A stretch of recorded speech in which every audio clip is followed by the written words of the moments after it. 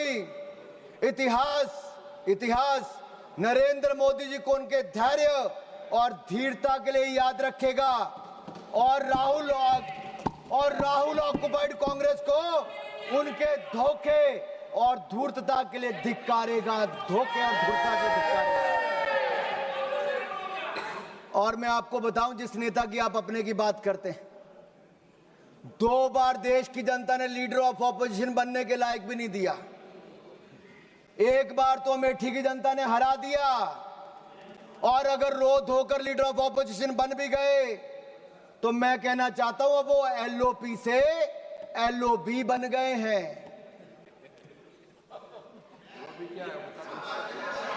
किरण जी पूछ रहे एलओबी का ही है भाई, पार्लियामेंट्री अफेयर मिनिस्टर को तो मुझे बताना पड़ेगा। एलओपी लीडर ऑफ ऑपोजिशन से एलओबी लीडर अपोजिंग भारत बन गए हैं।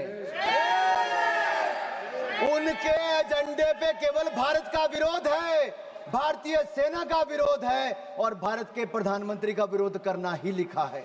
इसलिए आज से उनको एलओबी कहना शुरू करना पड़ेगा। और मैं एक बात जरूर कहूं, पता नहीं वो कांग्रेस के पोस्टर बॉय बन पाए ना बन पाए, लेकिन पाकिस्तान के प्रोपेगेंडा के पोस्टर बॉय राहुल गांधी बन गए हैं।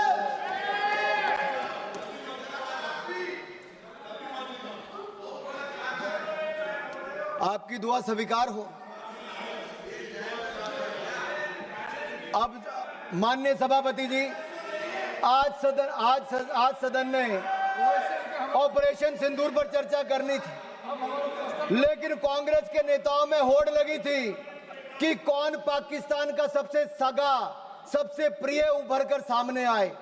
और एक पूर्व गृह मंत्री ने जो कल इंटरव्यू दिया, उस इंटरव्यू में साफ देखने को मिलता है, वो कहते अगर पाकिस्तान का हाथ इसमें नहीं दिखता है तो आप कैसे कहते हो कि पाकिस्तान से टेररिस्ट आए थे। ये लोग कभी हिंदू आतंकवाद कहते हैं, कभी पाकिस्तान को बचाने के लिए आते हैं। कांग्रेस पार्टी में पाकिस्तान के इतने बड़े बड़े एडवोकेट आज हैं कि पाकिस्तान अपनी पैरवी बाद में करता है, कांग्रेस के नेता उनकी पैरवी करने के लिए पहले खड़े हो जाते हैं। और मैं इतना जरूर कहूंगा, पाकिस्तान सेना और पाकिस्तान सरकार लश्करे राहुल के बयानों को अपने पक्ष में इस्तेमाल कर रही है। पाकिस्तान सेना और पाकिस्तान सरकार लश्करे राहुल के बयानों को अपने पक्ष में इस्तेमाल कर रही है। और यही नहीं, पाकिस्तान सेना के प्रोपेगेंडा वीडियो में कांग्रेस पार्टी के राष्ट्रीय अध्यक्ष उनके बयान को लेकर पूरी दुनिया भर में दिखाया जा रहा है। मुझे पहले लगता था इनको दिक्कत मोदी जी से है, लेकिन अब मुझे पूर्ण विश्वास है इनकी दिक्कत मातृभूमि से भी है। और कहने को तो आईएनसी है, लेकिन आईएनसी अब इनके बयानों और इनके तरीकों से यही लगता है ये अब कहीं इस्लामाबाद नेशनल कांग्रेस बन गई है। क्योंकि पाकिस्तान द्वारा फैलाए गए झूठे नैरेटिव और आड़ के पीछे आप रुक रहे हैं। कांग्रेस आइडिया ऑफ डिप्लोमेसी यही रहा, माननीय सभापति जी। और मैं जो कह रहा हूं मैं उसको ऑथेंटिकेट करने के लिए तैयार हूं। कांग्रेस आइडिया ऑफ डिप्लोमेसी क्या था? इनका केवल डोजियर तैयार करने का था, डिनर खिलाने का था, डिसीजन करने का नहीं था। नहीं तो 26/11 के हमले के बाद ये लोग 26/11 हमले के बाद ये शायद कुछ कार्रवाई करते, उन्होंने कुछ नहीं किया। ये पाकिस्तान को उनकी भाषा में जवाब देते, लेकिन नहीं दिया। राहुल गांधी जी क्या करते रहे, मैं आपसे पूछना चाहता हूं। मैं पूछता हूं आपसे, पूरे ऑपरेशन सिंदूर में श्रीमान राहुल गांधी जी का सबसे ज्यादा रुचि ये जानने में थी कि भारत के कितने विमान मार गिराए। उनका एक बयान भी ऐसा नहीं है जहां उन्होंने जानने की कभी कोशिश की हो कि हमारी सेना ने, हमारी वायुसेना ने पाकिस्तान में कितनी तबाही मचाई है, पाकिस्तान के कितने आतंकवादियों को मार दिया है, पाकिस्तान के कितने आतंकवादी ठिकानों को तबाह किया है, उनके कितने डिफेंस सिस्टम को खत्म किया है, उनके कितने एयरबेस उड़ाए हैं, पाकिस्तान को कितनी हानि पहुंचाई है। इसमें राहुल जी का कोई इंटरेस्ट नहीं था, मात्र इंटरेस्ट था भारत के कितने विमान गिराए गए, आखिर ये जानकारी वो किससे साझा करना चाहते थे?